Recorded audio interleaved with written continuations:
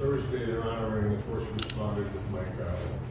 Can you just give another thought on how appreciative you are? Yeah, you know, I'm really glad you brought that up because I just had a meeting on it this morning along with everything else I'm meeting on. But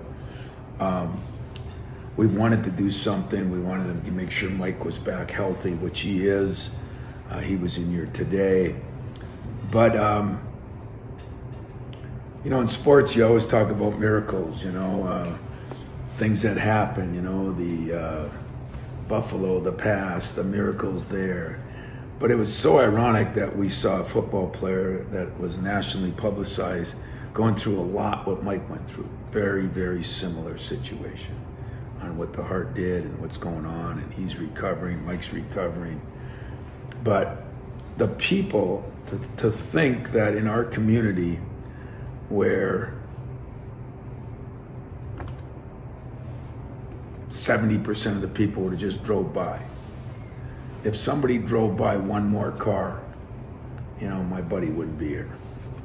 It wouldn't have taken, it was one more car. It was that close second-wise. You can only be out for so long, as we all know, and there's a little leeway according to who you are and what you are. But those guys responded and saved his life. I mean, legitimate heroes, legitimate. But there were so many other people, you know, and when I went out to the sheriff's department, witnessed the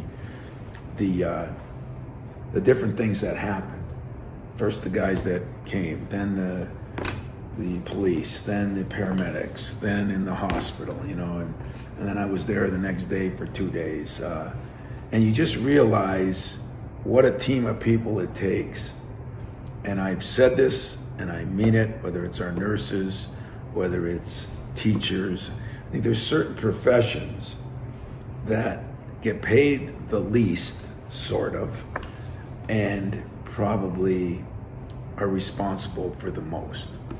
And that's what I think of our first responders in every way, shape, or form. You know, an ambulance driver, a paramedic, you know, police officers. I mean, we wanted to defund them and do all this crap. And then these guys, all they did is save somebody's life. Now, it might not mean the same to you, but it sure would be if it was your father, your mother, your brother, your sister, your husband, your wife, your child, you know, and or your best friend.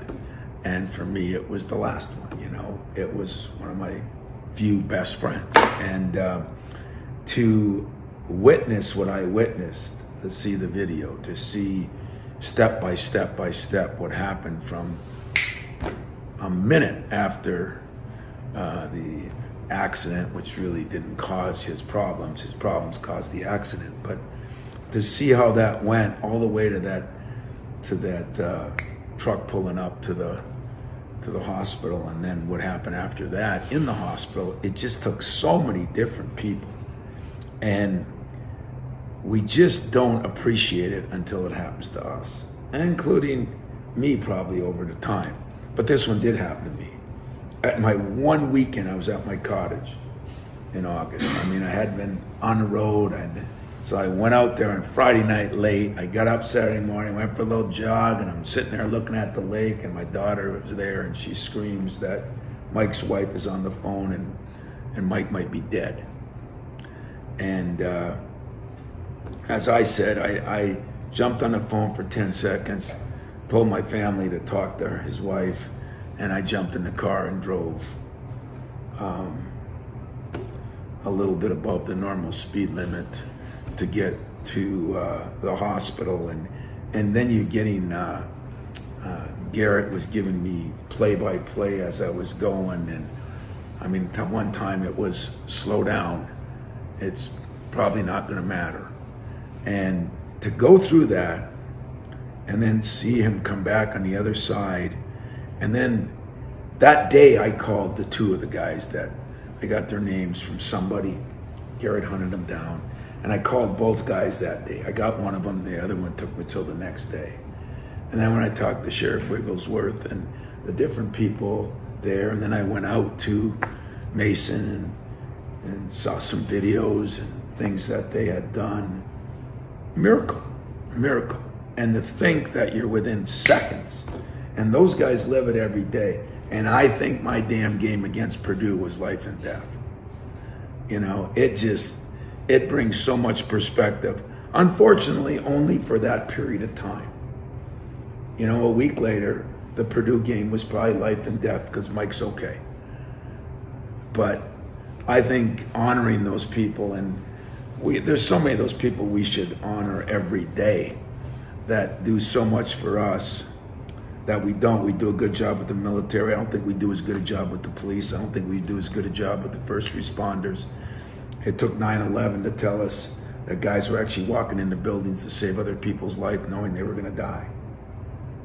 You know, I'm not sure I could do that. They do it all the time.